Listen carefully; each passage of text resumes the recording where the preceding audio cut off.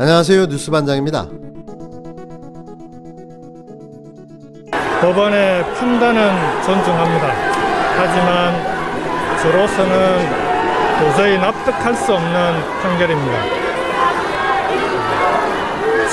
진실의 절반만 밝혀진 셈입니다. 나머지 진실의 절반은 즉시 상고를 통해 대법원에서 반드시 밝히도록 하겠습니다. 특히 이번 판결에서 항소심 재판부가 로그 기록을 포함한 다양하게 제시된 입증 자료들을 충분한 감정 없이 유죄를 판결한 것은 참으로 이해하기 어렵습니다. 한 가지 예를 들면 탁현민 행정관과 관련된 내용은 탁현민 행정관에 대해서 제가 페이스북에 글을 올린 이후에 김동원이 탁현민 행정관과 그런 관계였으면 미리 얘기를 해주지 그랬나라고 한주영 보좌관에게 메시지를 보냈던 그런 사례입니다. 제가 탁현민 행정관 건에 대해서 김동원에게 댓글을 부탁했다라는 그런 판결은 사실관계조차 맞지 않는 판결입니다. 참으로 이해하기 어려운 판결입니다. 말씀드렸듯이 나머지 절반의 진실은 이런 내용을 포함해서 상고심 대법원에서 반드시 밝히도록 하겠습니다.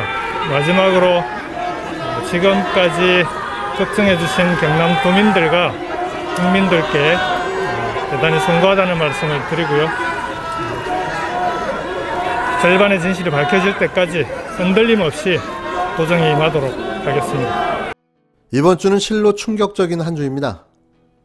5일 정경심 교수에 대한 1심 판결에서 징역 7년이 구형된 데 이어 6일 김경수 경남도지사에 대한 항소심 재판에서 실형 2년을 선고하는 판결이 나왔는데요. 사법부가 단체로 반란을 일으킨 게 아닌가 생각됩니다. 정치 검찰에 이은 정치 판사들의 득세가 문재인 대통령 임기 후반부로 치닫으며 그 정도가 심해지는 듯한데요.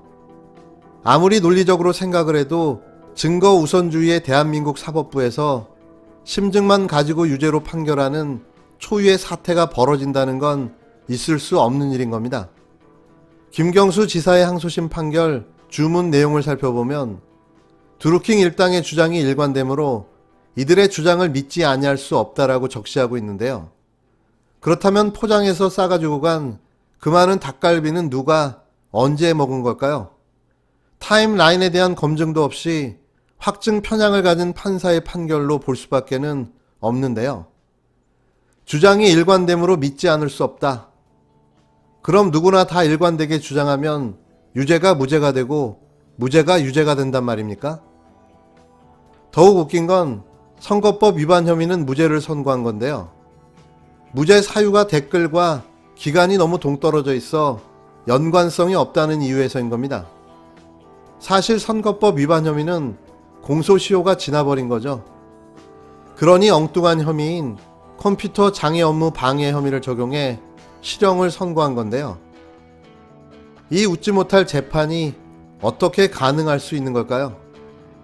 결국 대법원까지 가서 최종 판결을 구해봐야 할 듯한데요. 이건 사법농단 세력의 복수가 아닐까 하는 생각마저 하게 됩니다. 포털 사이트 댓글을 조작한 이른바 드루킹 댓글 사건 공모 혐의로 1심에서 실형 선고를 받은 김경수 경남지사가 2심에서도 유죄가 인정돼 실형을 선고받았습니다. 재판부는 김 지사의 보석과 관련해 1심 결정을 취소하지 않았기 때문에 법정 구속은 면했는데요. 서울고법 형사 2부 재판장 함상우는 6일 컴퓨터 등 장애 업무 방해, 공직선거법 위반 혐의로 기소된 김 지사에게 1심과 같이 징역 2년을 선고했습니다. 재판부는 1심처럼 컴퓨터 등 장애 업무 방해 혐의를 유죄로 보고 이같이 판결했는데요. 다만 재판부는 공직선거법 위반 혐의에 대해서는 무죄를 선고했습니다. 김 지사의 혐의는 두 개인데요. 우선 2017년 19대 대통령 선거 때 문재인 더불어민주당 후보 당선을 위해 드루킹 김동원 씨 등과 공모해 네이버, 다음, 네이트 등 포털 사이트 댓글을 조작한 혐의를 받고 있습니다. 또 2018년 6.13 지방선거의 선거운동과 관련해 김 씨에게 도모 변호사를 일본 센다이 총영사직에 앉히겠다고 제안한 혐의도 있는데요. 처음 혐의는 컴퓨터 등 장애 업무 방해이며 두 번째 혐의는 공직선거법 위반 혐의입니다. 1심 재판부인 서울중앙지법 형사 32부 재판장 성창호는 지난해 1월 30일 두 개의 혐의를 모두 유죄로 판단하고 업무 방해 혐의에 징역 2년, 공직선거법 위반 혐의에 징역 10월에 집행유예 2년을 선고했는데요. 이번 판결에서는 공직선거법 위반 혐의는 무죄를 선고했습니다. 킹크랩 시연을 본 적은 결코 없습니다. 더군다나 한두 번 본 사람들과 불법을 공모했다고 하는 것은 말이 되지 않는 것 아니겠습니까? 만일 불법적인 방법을 동원해서 인터넷 여론을 조작한 것이 사실이라면 그건 엄중하게 처벌되어야 한다라는 입장을 여러 차례 밝혔습니다. 소개받아 알게 된 후 2016년 11월 9일 댓글 작업에 대한 시연을 참석하고 이후 개발 및 운영에 공모한 점과 이후 외교인사로 추천하여달라는 청탁을 지속적으로 받던 중 2018년 6월 지방선거를 앞두고 일본 센다이의 총영사직을 알아보고 제안한 점이 확인되어 역시 기소하였습니다. 지난해 9월 김경수 경남지사가 한 발언과 2018년 허익범 특검이 주장한 김 지사의 범죄 혐의 내용들인데요. 전 아직도 오늘 판결이 납득이 안 갑니다.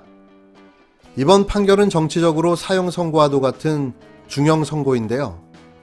물론 대법원까지 가서 최종 판결이 나와봐야겠지만 작금에 벌어지는 이 이상한 일들이 몹시도 불안하고 위태롭게 느껴집니다. 객관적으로 거기에 CCTV가 있었다거나 이런 건 아니지 않습니까? 예. 그래서 결정적으로 공범으로 기소가 됐고 이 특검에서는 주로 이제 증인이었던 그 자리를 주도했던 김동원 씨 그리고 그 주변 인물들의 진술 같은 것들이 1심에서 가장 핵심적으로 증거로 쓰였었는데 예. 문제는 그 사람들의 진술이라고 하는 것이 신빙성이 많이 떨어진다라는 그런 새로운 객관적인 증거들이 나왔거든요. 예. 첫 번째로는 이 김경수 지사하고 본인들이 직접적으로 식사를 같이 하지 않고 시간이 어느 정도 여유가 있었기 때문에 그 자리에서 시연까지 할 수 있었다라는 얘기를 했었는데 실제 그런 식당 주인이라든가 영수증이나 이런 내역을 보면은 기존에 주장했던 것과는 맞지 않는다. 그리고 이제 수사 보고서 같은 것도 잘못된 내용으로 작성이 됐다라는 것들도 나왔었고 또 김경수 지사가 그날 김경수 지사에게 보여주기 위해서 시연을 했다라고 했는데 그 실제 개발했던 그 프로그램 제작 과정들을 담은 메모들이 발견이 됐는데 김 지사의 방문과는 관계없이 일정은 진행이 되어 왔었고요. 또 시연했던 내용 자체도 일반인이 봤었을 때는 그냥 시연만 보고 그것이 어떤 프로그램으로 어떻게 움직이는지를 알 수 있는 건 사실상 불가능하다는 정도까지 증거가 나왔는데 그래서 저도 지금으로서는 왜 이 업무 방해 쪽이 유죄가 나오는지가 사실 좀 짐작이 좀 안 가는 상황입니다.